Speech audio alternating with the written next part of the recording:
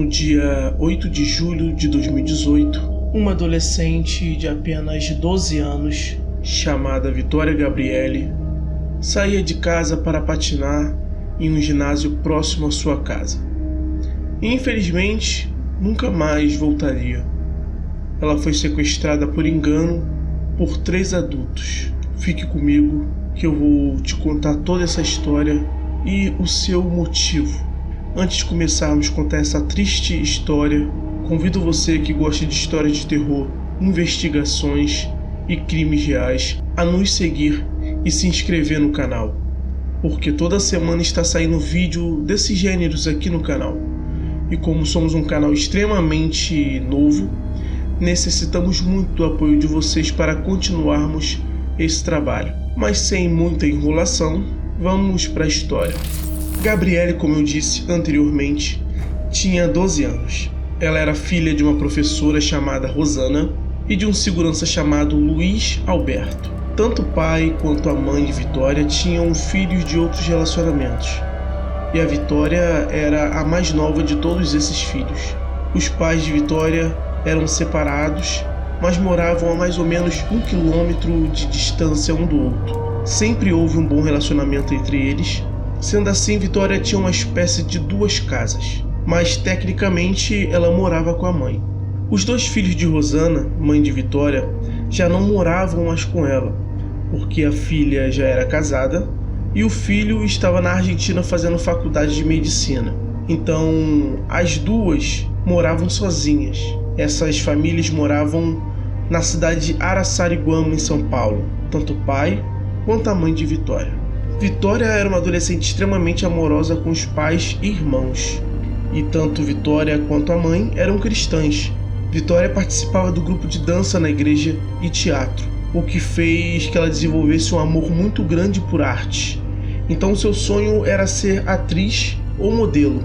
Sua mãe acredita que se ela estivesse viva hoje, provavelmente ela seria uma influência nas redes sociais, porque após o acontecimento, Rosana pegou o celular de Vitória e viu que ela gravava vídeos, mas não postava.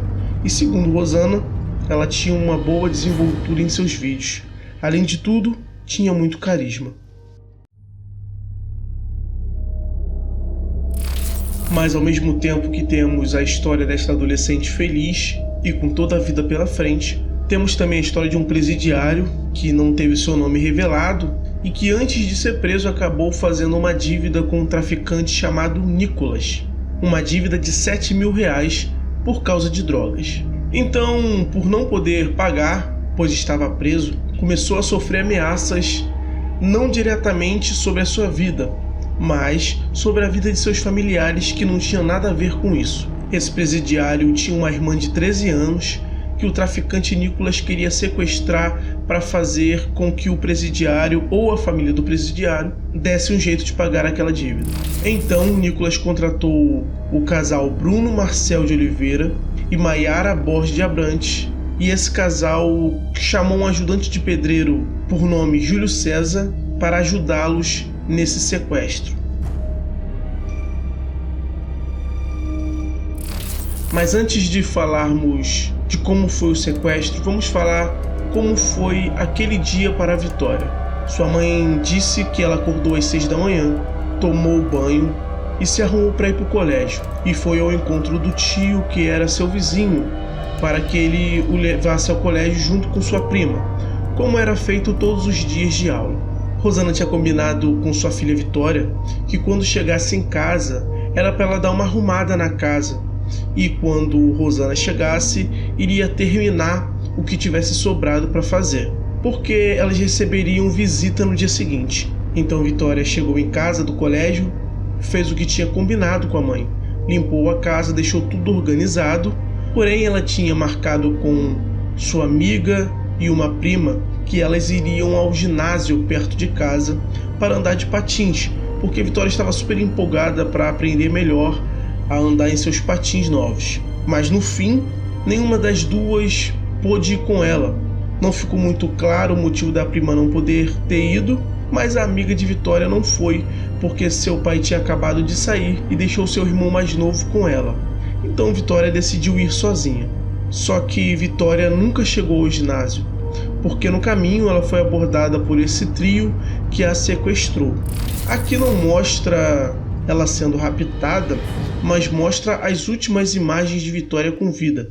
Não temos muito mais detalhes sobre o rapto, mas o que sabemos é que dentro do carro ela tentou explicar que não era a Vitória que eles estavam procurando, mas o casal não deixou ela falar. E segundo a polícia, ela teria sido levada para a casa do casal e eles perceberam que não era a menina correta, mas provavelmente para não serem reconhecidos futuramente pela menina, acabaram dando um fim nela. Bem, a dona Rosana, mãe de Vitória, chegou em casa por volta das 17 horas e viu a casa toda limpa e organizada, mas Vitória não estava lá. Logo, dona Rosana deduziu que Vitória estaria na casa de sua prima ao lado. E como Vitória tinha feito todas as tarefas que ela tinha pedido, nada mais justo do que deixar Vitória se divertir um pouco com sua prima. Mas quando deu 18 horas, dona Rosana foi chamá-la na casa da prima e recebeu a notícia que Vitória não tinha passado a tarde lá. Então dona Rosana ligou para o pai de Vitória e eles começaram a procurá-la. Começaram a perguntar no bairro se alguém havia visto Vitória. Foram na casa de suas amigas e familiares, mas não a encontraram.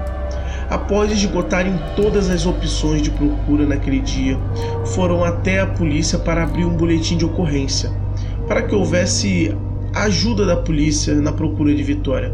Mas a polícia informou que não poderia abrir esta ocorrência naquele dia. Então, no dia seguinte, de tarde, os pais de Vitória conseguiram abrir o boletim. A mãe de Vitória informa que a pessoa responsável por abrir o boletim claramente não estava feliz em fazer aquilo, estava meio que de má vontade para abrir o boletim, porque, segundo o homem, era algo que não daria em nada. Mas mesmo assim, o procedimento foi feito. Mesmo com o boletim aberto, não houve um movimento muito grande de policiais à procura de Vitória.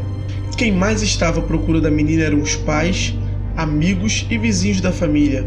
Para se ter uma noção, os amigos da família pegaram pendrives, compraram pendrives e iam até estabelecimentos onde possivelmente Vitória teria passado e copiavam, pediam para copiar as gravações daquele dia para levar até a polícia, para que a polícia visse algo estranho ou identificasse Vitória ou alguém que estaria atrás de Vitória.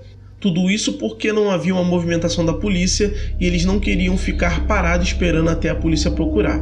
Então, a mãe de Vitória, percebendo que não havia tanta essa movimentação, foi atrás do programa Balanço Geral da Rede Record, que começou a fazer a cobertura do caso, o que fez com que a polícia começasse a ir atrás de Vitória. Porque normalmente quando um caso chega na mídia, a polícia recebe uma pressão para que faça uma investigação e procure quem está desaparecido ou quem assassinou alguém e etc. A investigação da polícia começou pelos familiares de Vitória. Chegaram a ter como um dos suspeitos um primo do pai de Vitória, que seria um rapaz que já tinha passado pela polícia por acusação de abuso. Mas a polícia acabou o descartando porque não havia nada contra ele naquele momento. Enquanto se procurava o culpado, também se procurava por Vitória. A polícia usou cachorros, tanto os cães especialistas em achar pessoas vivas, quanto os de achar pessoas mortas já em decomposição. Mas nenhum dos dois tipos de cães acharam a menina. Porém, no dia 16 de junho, um senhor que vivia de reciclagem saiu de casa com o seu cachorro para procurar latinha, para que ele pudesse juntar e vender. E quando chegou na estrada de Aparecidinha, no bairro Caxambu, seu cachorro saiu correndo para o mato. E esse senhor foi atrás do seu cão e se deparou com um corpo de Vitória que estava com os pés e mãos amarrados. Ele chamou a polícia e logo a perícia chegou para avaliar o local e rapidamente foi concluído que ela foi morta por estrangulamento. Júlio César, um dos envolvidos no crime, tinha um grande amigo chamado Josney. E talvez por estar com a consciência pesada, Júlio procurou Josney para conversar e acabou contando tudo o que tinha acontecido. Então, mesmo que Josney fosse um amigo de Júlio, ele não conseguiu ignorar as imagens que ele via na TV da mãe e do pai de Vitória chorando por semanas, direto em um programa policial. Ainda mais porque Josney tinha uma filha da mesma idade.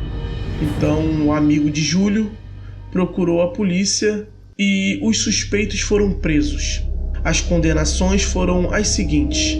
Após quase 11 horas de júri, Júlio César foi condenado a mais de 30 anos de prisão em regime fechado. O casal Bruno de Oliveira e Maiara Abrantes foram condenados por 36 anos e 3 meses pelo homicídio, sequestro e ocultação de cadáver com qualificadoras. Nicolas, que é o mandante do crime, foi preso por tráfico de drogas e está em prisão preventiva até o dia do julgamento do assassinato de Vitória. É um pouco difícil saber como finalizar um vídeo de uma história tão triste, mas eu quero finalizar com as falas do juiz do caso, Fábio Roberto de Carvalho, que foram as seguintes, abre aspas, o castigo para a família é perpétuo, só terão saudades e as flores dos cemitérios. Os réus dentro da Lei de Execução Penal Brasileira, que é uma das piores legislações do mundo, uma verdadeira celebração da impunidade, eles, os réus, conseguirão benefícios com o tempo. Fecha aspas. Meus amigos, quero pedir mais uma vez que você se inscreva no nosso canal. Não esqueça de dar seu like e peça uma história que tenha acontecido em alguma cidade que você conhece e que seria interessante contarmos aqui no canal.